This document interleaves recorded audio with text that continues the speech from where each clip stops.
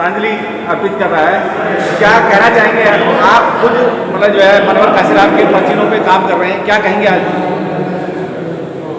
देखिए, जिस तरह का माहौल आज पूरे देश में है, खासतौर पे जो सामाजिक कार्यकर्ता हैं, राजनीतिक कार्यकर्ता हैं या धर्म के क्षेत्र में काम करने वाले हैं, उन सभी लोगों ने माननीय काशीराम साहब के संदेश को बहुत अच्छे से ग्रास्प किया है।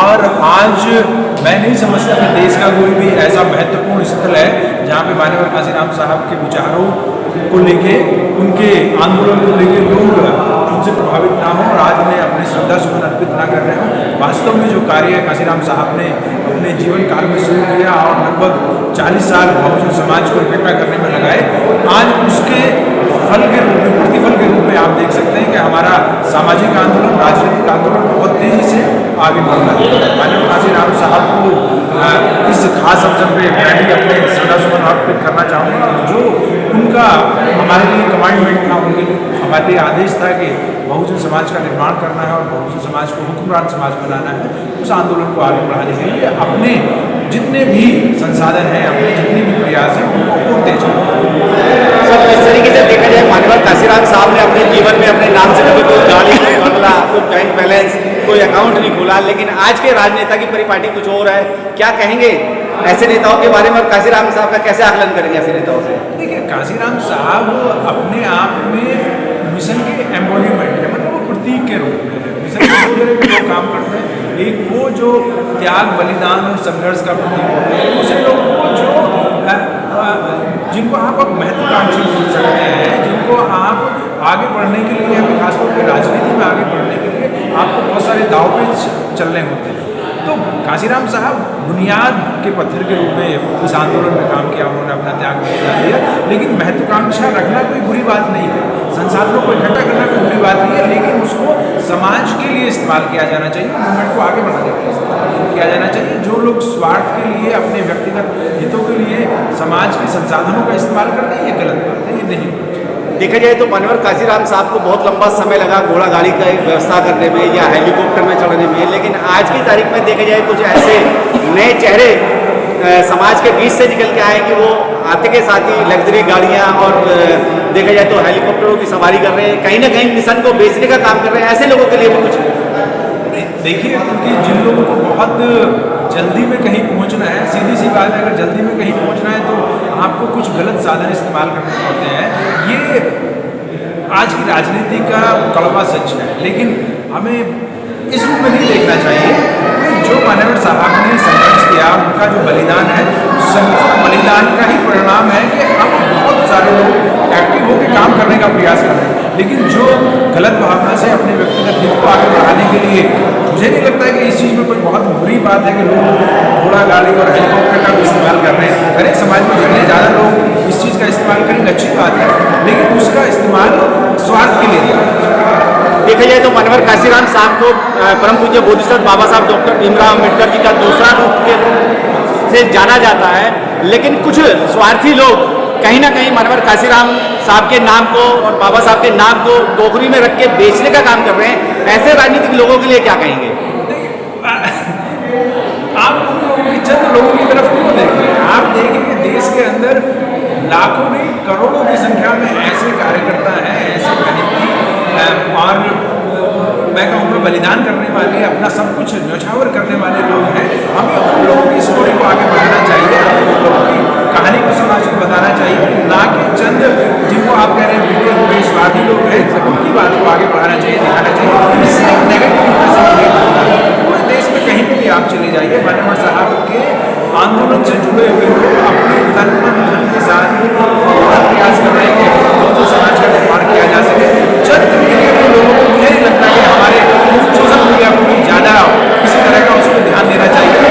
ये दूसरे लोगों के लिए काम करने वाले लोग हैं, उन लोगों पर अगर आप अपना ध्यान लगाएंगे, उन लोगों को आप हाईलाइट में लाएंगे, फिर वही बात हो जाएगी जिस काम को करना चाहते हैं, जिस चीज़। डॉक्टर साहब, जिस तरीके से माननीय काशीराम साहब जब काम कर रहे थे, उन्हीं के पैरेलल में अलग काम कर रहे थे।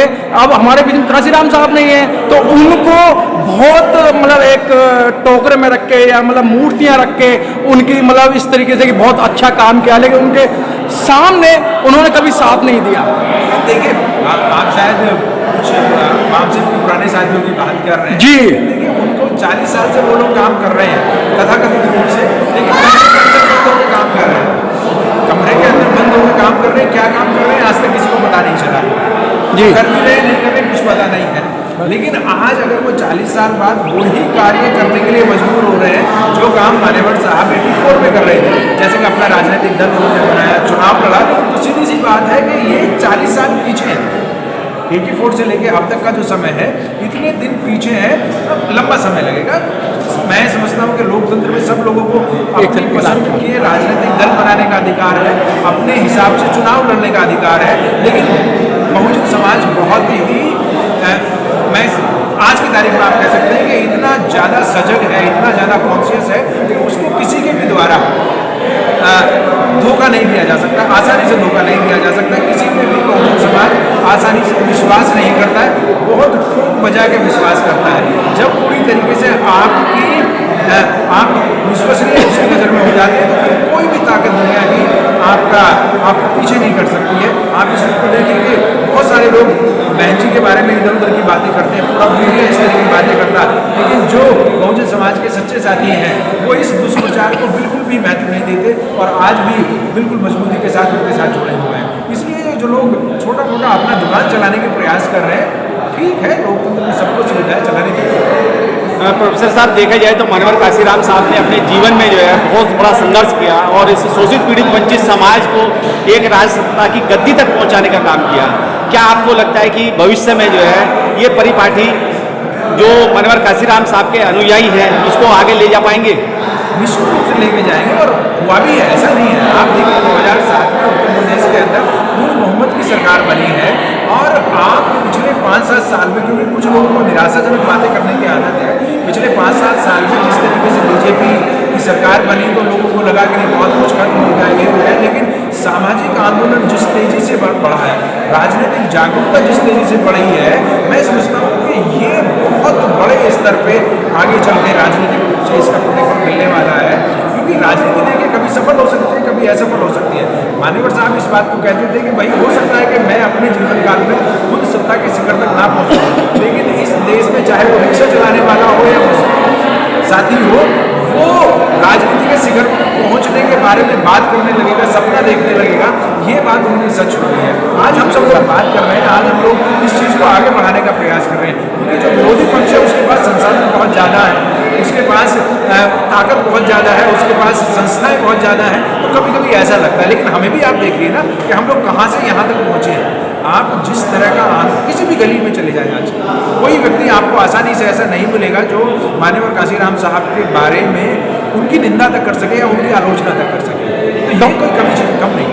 डॉक्टर साहब, मान्यवर काशीराम साहब का एक कथन मुझे याद आ रहा है कि आज लगभग 10-12 वामसेव हैं, वो सारी रजिस्टर्ड हैं, लेकिन मान्यवर काशीराम साहब ने अपनी वामसेव को रजिस्टर्ड क्यों नहीं कराया था?